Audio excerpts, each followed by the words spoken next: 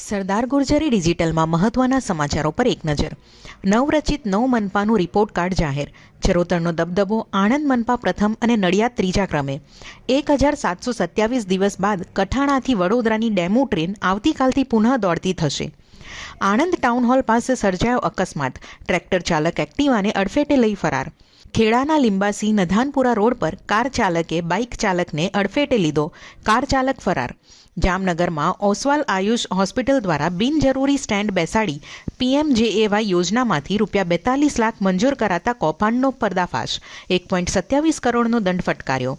આપણે અહીં બૂમો પાડવા નથી આવ્યા. સંસદમાં હંગામા પર કોંગ્રેસ સાંસદ શશી થરૂરે પોતાની જ પાર્ટીના સાંસદોને ટપાર્યા. દેશની સૌથી મોટી એરલાઇન ઇન્ડિગોના સંચાલનમાં ગંભીર સંકટને કારણે વિમાન મુસાફરીનું ભાડું આસમાને. વિદેશ યાત્રા કરતાં પણ ડોમેસ્ટિક મોંઘું. પુતિનની ભારત યાત્રા બાદ તુરંત જ G7 અને યુરોપની મોટી કાર્યવાહીની તૈયારી. રશિયાનો દરિયાઈ રસ્તો બ્લોક કરવાની સંભાવના. મનોરંજન જગતનો સૌથી મોટો સોદો. નેટફ્લિક્સે $82.7 બિલિયનમાં હોલિવૂડની દિગ્ગજ કંપની વોર્નર બ્રધર્સ ડિસ્કવરી એટલે કે WBDને ખરીદી. ભારતના દબાણ સામે ઝૂક્યું બ્રિટન. ખાલિસ્તાની આતંકવાદી ગુરપ્રીત સિંહ રેહલ અને બબ્બર અકાલી લહેર સંગઠન પર પ્રતિબંધ.